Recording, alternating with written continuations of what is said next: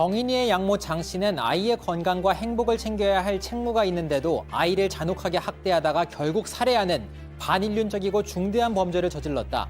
검찰이 재판부에 사형을 선고해달라고 요청하면서 남긴 말입니다. 사법부의 첫 판단, 무기징역이 일단 내려졌죠. 이형학, 안인득, 장대호, 고유정, 그리고 이번 장인이 양모까지 대한민국을 떠들썩하게 하는 흉악범죄가 벌어질 때마다 피고인에게 법정 최고형인 사형이 내려질지가 늘 관심사였습니다. 우리나라는 실제로 사형을 집행하지 않고 있는데도 말이죠. 마지막으로 사형이 집행된 건 1997년입니다. 국제사회에서도 우리나라를 실질적 사형 폐지국으로 분류하고 있습니다. 최근 5년간 범죄자에게 사형을 확정한 판결도 나오지 않았고요. 그런데도 검찰이 사형을 구형하는 이유는 무엇일까요? 또 사형제가 폐지되지 않은 이유는 무엇일까요? 오늘 사건 엑스파일에서는 사형제에 대해서 생각해 보겠습니다. 자, 사형제. 오늘 진짜 금요일 또 주말이고 해서 좀 가벼운 얘기를 좀 하고 싶었는데 공교롭게도 계속 이렇게 좀 무거운 주제들을 이어가게 됐습니다.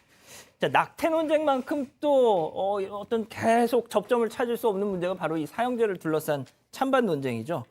일단 우리 가족 여러분들 생각이 어떠신지, 나는 이래서 찬성한다, 나는 이래서 반대한다, 입장이 있으신 가족 여러분들 채팅창에 좀 말씀 남겨주셨으면 저희가 중간중간 좀 소개를 해드리겠습니다. 자, 일단 홍 기자, 앞서 PT에서 예를 들었던 이형학, 안인득 1심에선 사형을 선고받았었어요. 근데 이후에 바뀌었잖아요. 그렇습니다. 이형학 어금니 아빠 사건으로 유명하죠. 과거에 이제 여중생을 추행하고 또 살인해서 유기한 범죄자입니다. 이 범죄자에 대해서 1심에서는 사형이 내려졌는데 항소심에서 뒤집혀졌습니다. 지금 나오는 것은 이형학이죠. 이형학의 모습이 나오고 있는데 이형학이 왜 항소심에서 선고가 바뀌었냐면요.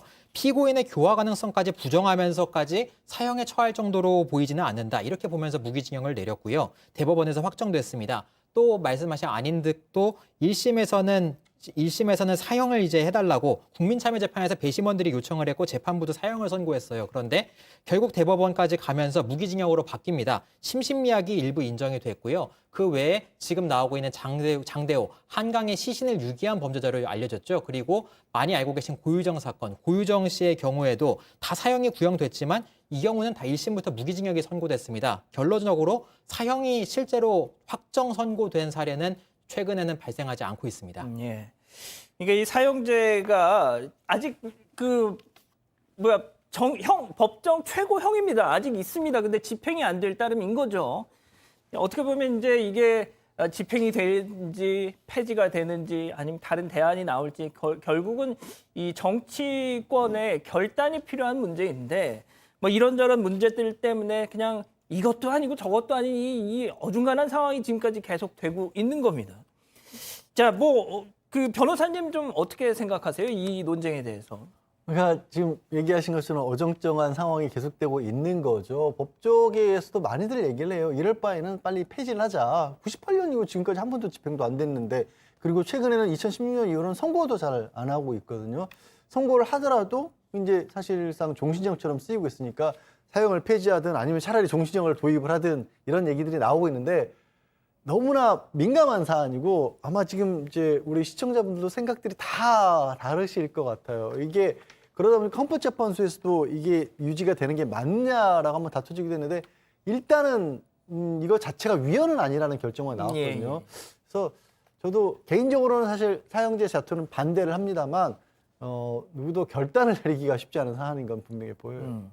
자, 이게 언제부터 사형이 집행되지 않았는지 좀 정리해 주시죠. 네, 저도 이제 찾아보니까 1998년부터 이제 우리나라에선 사형이 집행되지 않았습니다. 마지막으로 집행된 게 1997년 12월에 사형수 23명에 대한 사형 집행이 한 번에 이루어진 게 마지막이고요. 그때 열두광장에서 승용차를 몰아서 2명을 숨지고 17명이 다치게 한 김용재 등이 사형이 됐습니다. 집행이 중단된 시점이 이제 김대중 정부 출범 때부터인데요. 많이들 아시는 것처럼 김대중 전 대통령 역시 사형수였습니다. 예전에 내란 음모 사건 주동한 혐의로 사형이 확정됐다가 나중에 이제 징역형으로 감형이 이루어졌고 그 당시에 미국 정부나 교황이란 국제사회에서 구명 운동을 벌여서 결국 감형이 됐었거든요. 그래서 대통령이 된 뒤에 결국 이 사형이 집행되지 않았던 겁니다. 예.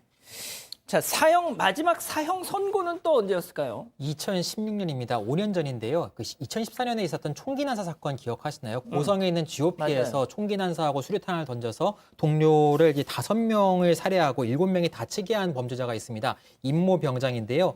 이제 1심, 2심 군사법원에서 모두 사형을 선고했고요. 대법원에서도 사형을 확정했습니다. 그 무고원 전우한테 총구를 댔고 극도의 인명을 경시했다. 이런 이유로 선고됐는데요. 이 사건을 끝으로 일반 이제 형사 법원이든 아니면 군사 법원이든 사형 선고는 나오지 않고 있습니다.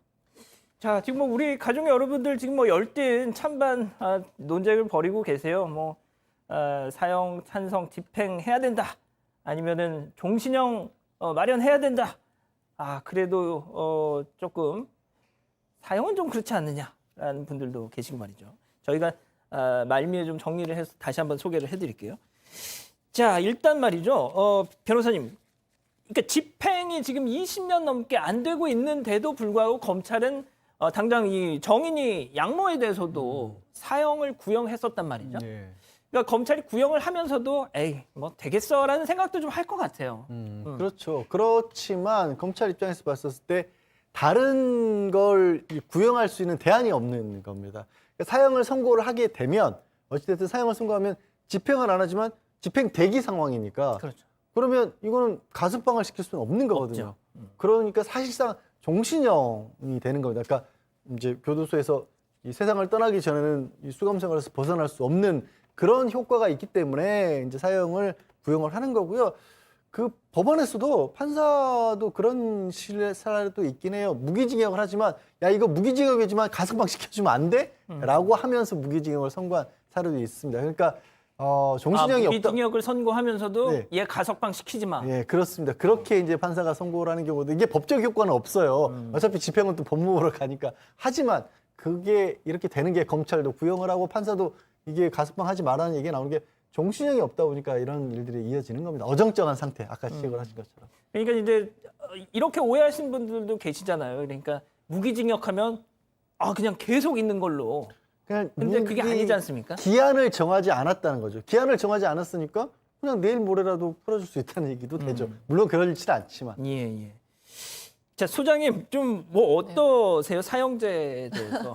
너무 어려운 질문인데 사실 뭐 저도 계속해서 제 이 사형제에 대한 생각을 변화시키면서 약간 좀 세워가고 있는 과정이라고 생각이 들고요. 여러 가지 의견들을 많이 들었어요. 그러니까 내가 세금 낸 내 세금으로 그런 흉악무도한 사람들을 먹여주고 입혀주고 이게 말이 되냐? 그러니까 여러 사람들에게 계도 가능성이 1%라도 있는 사람들 같은 경우에는 뭐 무기징역을 줄 수 있지만 그런 게 없는 정말 잔인한 주변 사람들까지 잔혹하게 살인한 살인범에 대해서 무슨 계도 가능성을 보고 인권을 생각해 주냐라는 의견도 많았고요. 그렇지만 또 사형제라는 게 결국에는 개인의 복수를 국가가 해주는 것이냐 예. 그런 제도가 옳으냐라는 얘기도 많이 들었고 그리고 또 미래의 어떤 잠재적 범죄를 가능성을 도모하고 있는 잠재적 범죄자들에게는 그래도 사형제가 경고 역할을 할 수 있지 않느냐라는 여러 가지 제가 의견을 듣기는 했는데 현재로서는 그냥 감정적으로 저는 그래도 너무 흉악무도한 살인자들에게는 사형제도가 있어야 되지 않을까라는 생각을 하고 있습니다. 그렇습니다. 자, 홍 기자 지금 뭐 우리 가족 여러분들 좀 얘기 좀 정리 좀 했어요. 댓글 지금까지 뜨거워요. 그런데 사형 다시 하자는 주장들도 조금 더 많은 것 같습니다. 읽어드릴게요. 조금만요. 거제애봉 어머님께서 무기징역은 나올 수 있잖아요. 어디 무서워서 살겠어요. 이런 말씀도 주셨고요. 예. 또 그리고 그 등록님께서는 이제 약간 반대 의견이세요. 사형은 노잼이야. 고통을 줘야지 그게 벌이지 하면서 이건 무기징역을 평생 살게 종신형을 살게 해달라는 뜻인 것 같고요. 또 그리고 대체로 많은 댓글이 이 사람들 밥 먹이라고 내가 세금 내는 거 아니다. 사형해라라는 댓글이 조금 많이 보이고 있어요. 다만 또 한 분이 반대 의견 주시면서 김세헌님께서 실질적으로 집행하는 건 지금처럼 하지 않아야 된다. 왜냐하면 그 가석방을 허가하지 않는 방식으로 사회와 거리를 두기 유지한다면 굳이 사형을 할 것까지는 없는 것 같다. 이런 말씀도 주셨습니다. 자, 이도성 기자가 저번에 한번 공개적으로 신상공개로, 얘기를 했었잖아요. 나는 사형제 반대한다라고. 맞습니다. 저 같은 경우에는 이게 사법제도라는 건 사람이 하는 거고 언제나 완벽할 수는 없습니다. 그래서 뭐 100명이 있을 때 뭐 99명이 진짜 사형 당할 만한 사람이어도 단 한 명이 아니라면 이건 전 없어져야 된다고 보거든요. 일단 최근에 재심 사건 저희가 많이 다뤘잖아요. 결국에 수십 년이 지나서 이 사람이 범인이 아니었던 걸로 밝혀져서 결국엔 나와서 그 형을 했던 건 뭐 형사 돈으로 보상될지 모르겠지만 형사 보상금이라고 하는 그 제도도 있지만 만약에 죽음을 당한 거는 어떻게 보상하느냐에 대한 문제도 있거든요. 그렇기 때문에 만약에 단 하나라도 우리가 완벽하게 할 수 없는 거라면 사실 없는 게 맞지 않을까라고 생각합니다. 저도 이런 다양한 사건, 정말 끔찍한 사건을 많이 보면서 저도 그런 사람들이 세상에서 없어졌으면 좋겠습니다. 하지만 그러고 싶은 것과 그래도 되는 거는 엄격히 분리를 해야 되지 않나 그렇게 생각합니다. 이지호님이 아니요? 딱 이러시네요. 아주 단호하게. 예. 자, 변호사님, 그 일단 좀 마무리해 주시죠. 뭐 좀 어떤 좀 해법을 찾아야 하느냐. 저는 앞서 말씀드렸다시피 결국 정치권이 결단을 내려야 됩니다. 결단을 내려야 하고요. 저는 지금 형태로서는 종신제가 필요하지 않을까 싶고 저도 개인적으로는 사형에 반대를 하는데요. 왜 반대를 하냐면 제 이유는 그렇습니다.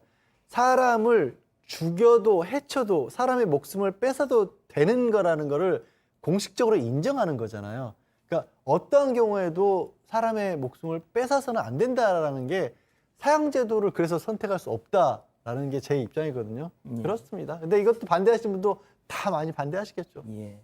이거 하나만 이유는 좀 더 네. 말씀드릴게요. 그 지금 사형을 그래도 해야 되지 않냐라고 주시는데 약간 신중해야 된다는 의견도 있습니다. 왜냐하면 과거 군사정부 시절에 이제 인민혁명단 사건 같이 여러 번 좀 선고가 됐지만 나중에 재심으로 무죄가 나온 사건들이 있어요. 그래서 당시에 예를 들어 대법원이 상고를 기각해서 유죄가 확정됐더니 19시간 만에 사형을 집행한 사건이 있었습니다. 그런데 나중에 무죄로 나왔거든요. 그런 식으로 당시에는 좀 사건이 무죄인 것 아니냐라고 일방적으로 좀 판결이 나왔을 수 있는데 나중에 재심으로 뒤집히는 경우도 있기 때문에 조금 더 좀 신중하게 내용을 살펴봐야 될 것 같습니다.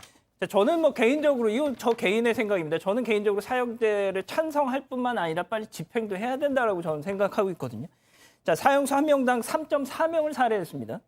두 자릿수로 죽인 거는 유영철이 20명, 원언식이라는 방화범이 15명, 강호순이 10명을 살해했습니다. 자, 그리고 또 의심스러울 때는 피고인의 이익으로 인두비오 프로레오라는 형사법의 대원칙이 있지 않습니까?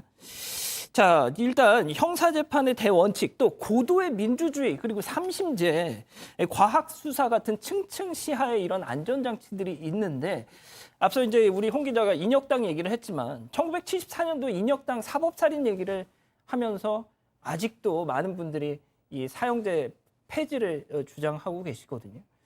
자, 그런데 지금 59명의 사형수 중에서는 정치범 없습니다. 경제범 없고요. 심지어 연쇄 강간범도 없습니다. 모두 살인범입니다. 그런데 참 아직도 저는 그 반대하는 주장 저는 적극 그것도 일리가 있다고 보는데 인혁당 얘기를 하면서 사형제 폐지를 얘기하는 그거는 좀 저는 좀 그렇더라고요. 이건 뭐 저 개인의 얘기입니다. 지금 뭐 벌써 이도성 기자 표정이 안 좋아지는데 이건 뭐 끝나고 우리 끝나고 따로 다시 얘기합시다. 얘기하시죠. 예, 알겠습니다. 죄송합니다. 자, 아무튼 이건 뭐 한 20여 분 만에 다 소화할 수 있는 내용의 논쟁이 아니죠. 다들 아실 겁니다. 이 정도로 마무리하고요. 앞으로 다음 기회에 또 얘기할 수 있는 기회가 있겠죠.